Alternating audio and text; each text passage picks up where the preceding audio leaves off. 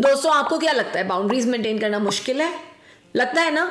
नहीं, ये भी इजी है। इन बाउंड्रीज को आप देख नहीं सकते हो, लेकिन ये बाउंड्रीज आपको आप बनाती हैं। ये बेस्ड होती है म्यूचुअल रिस्पेक्ट पे, प्रोटेक्शन पे, सपोर्ट पे और एक्सपेक्टेशंस ना हो उस पर।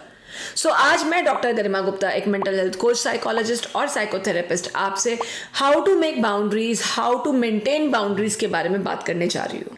कभी आपने बाउंड्री देखी कंट्रीज के बीच में? इंडिया और पाकिस्तान के बीच में कोई बाउंड्री नहीं है, कोई डेफिनेट बाउंड्री नहीं है, पर यह जरूर पता है कि ये नो मैन्स लैंड है और इससे आगे पीछे नहीं जा सकते या ये। तो ये हमको परस्पर ये ध्यान दिलाता है कि बॉस अब हम इंडिया में है या किसी और मुल्क में है।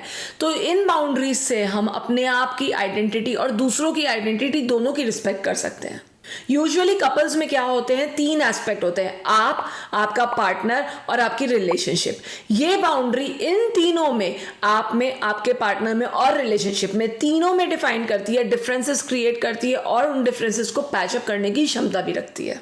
हालांकि एक कुछ अनसेट बेसिक रूल्स होते हैं जब हम एक रिलेशनशिप में होते हैं बाउंड्रीज के, पर लोगों के लिए, एक इंडिविजुअल के लिए वो रूल्स डिफर कर सकते हैं based on their upbringing, based on their education, based on their society etcetera. तो हो सकता है कि आपकी अपने पार्टनर से एक्सपेक्टेशंस कुछ और हो, बट आपके पार्टनर की आपसे एक्सपेक्टेशंस वहीं कुछ और भी हो सकती है। हो सकता है आप दोनों की चीटिंग की डेफिनेशन डिफरेंट हो सकता है आपकी कम्युनिकेशन की डेफिनेशन डिफरेंट हो सकता है आप दोनों की पर्सनल स्पेस की डेफिनेशन डिफरेंट हो। दैट इज वाई एक दूसरे को समझकर बाउंड्रीज मेंटेन करना इज एसेंशियल। सो फ्रेंड्स, बहुत फाइन डिफरेंस होता है कंट्रोल में और बाउंड्रीज में। मैं समझाती हूँ कैसे। जब भी हम ऑप्शंस ही ना छोड़ें किसी के लिए, रिलेशनशिप में, टाइम में, काम में, तो वो एक सफोकेटिंग सी फीलिंग देता है। दैट इज कंट्रोल, कि आपको ड्रेस कैसे करना है, आपको बात कैसे करनी है, आपको चलना कैसे, कम्युनिकेट कैसे करना है, ये सब एक कंट्रोलिंग फीलिंग है। लेकिन बाउंड्री में हमारे पास एक स्पेस होती है, एक थॉट प्रोसेस अपना होता है ताकि हम फ्रीली कम्युनिकेट कर पाए। तो अगर ये कंट्रोल ओवरवेलमिंग हो जाए तो ये बाउंड्रीज का नेगेटिव इम्पैक्ट हो जाता है एक रिलेशनशिप पे। सो बाउंड्रीज जहाँ पॉजिटिव होती हैं वहाँ नेगेटिव भी हो सकती हैं। जस्ट इसमें कंट्रोल का जो फैक्टर है वो आपको निकालना पड़ेगा। सो फ्रेंड्स, बहुत सारे तरीके हैं जिनसे हम ये बाउंड्रीज असर्टन कर सकते हैं, लेकिन मैं आज आपको 4 साधारण सिंपल तरीके बताती हूँ जिनसे आप बाउंड्री बना सकते हैं। नंबर 1 अप्रोच है बिगिन अर्ली। जितना जल्दी रिलेशनशिप में, चाहे वो प्रोफेशनल हो चाहे वो पर्सनल हो, आप बाउंड्रीज असर्ट करेंगे, आप कुछ ग्राउंड रूल्स बनाएंगे, आप कुछ नियम बनाएंगे, उतना ही बेहतर होगा। जितना लेट आप इसमें इन्वेस्ट करेंगे उतना ही आपका इमोशनल इन्वेस्टमेंट हो जाएगा, फाइनेंशियल इन्वेस्टमेंट हो जाएगा, उतना ही आपका सोसाइटल एक्सपेक्टेशंस बढ़ जाएगा। तो जितना जल्दी आप बाउंड्रीज बना सकते हैं उतना बेहतर रहेगा। जस्ट रिलेशनशिप शुरू होने पर ही कुछ अनसेट ग्राउंड रूल्स या कुछ चीज़ें आपको एक दूसरे के साथ बैठ के डिस्कस करके सेट करनी पड़ेंगी, या फिर अपने माइंड में भी सेट करनी पड़ेंगी। और अगर देर हो चुकी है, इट इज़ नॉट इम्पॉसिबल। अभी भी आप लोग बात करके बाउंड्रीज असर्ट कर सकते हो, रादर देन एक दूसरे पर एक दूसरे को इम्पोज करो या फिर कंट्रोल करो या फिर रिलेशनशिप को तबाह करो। नंबर 2 अप्रोच है कम्युनिकेशन इज द की। ये मैं बहुत बार बोलती हूँ कि ये ताला खोलना पड़ेगा, लेकिन 2016 में भी एक रिसर्च हुई थी दोस्तों, जिसमें बताया गया कि अगर आप अपनी बातों को, अपने जज्बातों को शेयर करते हो और सुनने के लिए भी उतने रेडी रहते हो दूसरे की बातों को, तो आपकी रिलेशनशिप निरंतर ग्रो करती रहती है। तो आपको डिफिकल्ट कॉन्वर्सेशंस पे तो स्पेशली बात करनी चाहिए। जो कॉन्वर्सेशंस करने में आपको हिचक हो रही है, इसका मतलब उन पे तो ज़रूर बात करो। 10 बातें हैं, 10 में से आप 7 अपने पार्टनर को बता रहे हो, उसमें से 3 नहीं बता रहे हो, तो आपके लिए एक सिग्नल है कि वो 3 को तो बात करने का एक स्पेस मेरे को यहाँ मिलना चाहिए। उसके लिए चाहे कितनी भी डिफ़िकल्ट आपकी कॉन्वर्सेशंस हो, चाहे कितनी भी डिफ़िकल्ट सिचुएशन हो, ओपनली कम्युनिकेट कीजिए। नंबर 3 अप्रोच कहती है दोस्तों, यूज़ आई स्टेटमेंट्स। प्रीस ने कहा कि कोई भी इस दुनिया में अपने लिए बुरा सुनना नहीं चाहता, नेगेटिव सुनना नहीं चाहता, क्रिटिसाइज नहीं होना चाहता। करेक्ट? इस्टेब्लिश्ड?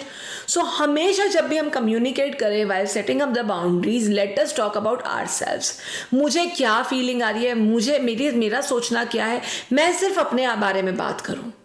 जितना मैं आई स्टेटमेंट्स को अपने बारे में बात करती हूँ, अपने बारे में व्यक्त करती हूँ, उतना ही मुझे अपने पार्टनर को या किसी और को समझाना उस रिलेशनशिप में ईजी हो जाएगा कि मुझे कहाँ हर्ट हो रहा है, मुझे कहाँ प्रॉब्लम हो रही है। तो इससे जो हमारे डिफेंसिव बैरियर्स होते हैं ना रिलेशनशिप में, वो भी हट जाते हैं, क्योंकि आप दूसरों को वैसे ही ट्रीट करो काइंडनेस के साथ जैसा आप एक्सपेक्ट करते हो कि लोग आपके साथ काइंड हो। सो हर एक को चाहिए कि काइंडनेस इज़ अ वर्च्यू, ठीक है, बोलने से कुछ नहीं होता कि लोग मुझसे काइंडली बिहेव करें। सो मैं भी काइंड हो जाती हूँ, दूसरों से ज़्यादा अपने आप से काइंड हो जाती हूँ और अपने आप को एक्सप्रेस करने लगती हूँ। कुछ स्पेसिफिक एग्जाम्पल्स देना चाहती हूँ आपको where I is done correctly और आई स्टेटमेंट गलत तरीके से यूज़ किया गया है, तो गौर से देखिएगा। आई स्टेटमेंट सही तरीके से ऐसे बोला जाता है, I felt really when this happened, I feel when you said this, I feel like. और यही आई स्टेटमेंट गलत तरीके से बोला जाता है, I know that you made me, you always dash dash dash to me और एट मी।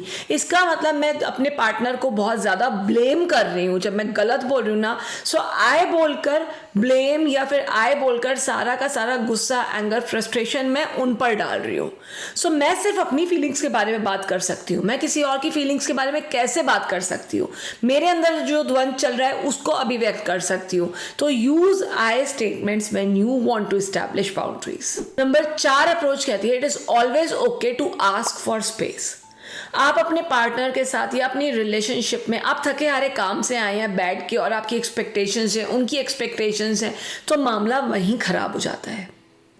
तो अगर आप बात करके एक दूसरे से और एक मी टाइम डिसाइड करें, which is not a crime, आधा घंटे का, हफ्ते में, दिन में, कभी भी एक मी टाइम डिसाइड करें कि हाँ ठीक है, अभी मैं वापस आई हूँ तो मैं अपने पार्टनर को स्पेस देती हूँ because he might be working on some difficult task in his life, या फिर वो आए हैं तो वो मुझे स्पेस दे रहे हैं। अगर हम ऐसे करते हैं तो हम एक दूसरे के साथ ज़्यादा अच्छा वक्त बिताएंगे रादर देन उस वक्त को खराब करेंगे।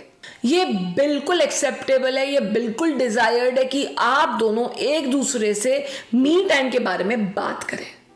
इसमें हिचकिचाना नहीं है, संकोच नहीं करना, क्योंकि आज आप जो बातें कर रहे हैं ना, ये आपके कल की रिलेशनशिप के लिए अच्छी है और आप इसमें बाउंड्रीज असर्ट कर रहे हैं। सो दोस्तों, बाउंड्रीज को ना आप फ्रेमवर्क की तरह देखिए, जिस स्क्रीन पे आप मुझे देख रहे हैं उस स्क्रीन की तरह देखिए। ऐसा मत सोचिए कि ये रिजिड हो गई है और अब ये सेट हो गई है तो हम हिल नहीं सकते। With loss, with some trauma या भी कोई अनफोर्सिन सर्कमस्टांस आपके पार्टनर की लाइफ में आता है या किसी और की लाइफ में आता है जो आपसे जुड़े हुए हैं, ये बाउंड्रीज शिफ्ट हो जाती हैं। तो उसके लिए भी आपको अपना माइंडसेट तैयार रखना पड़ेगा, उसके लिए भी आपको फ्लेक्सिबल और अडेप्टेबल होना पड़ेगा। सो फ्रेंड्स, अगर आपको ये वीडियो अच्छा लगा तो please do not forget to like, share and subscribe और बेल नोटिफिकेशन पे भी प्रेस कीजिएगा। हम निरंतर आपके साथ यूं ही बने रहेंगे। तब तक के लिए फिर मिलेंगे, जल्दी मिलेंगे। This is doctor Garima Gupta signing off. Bye.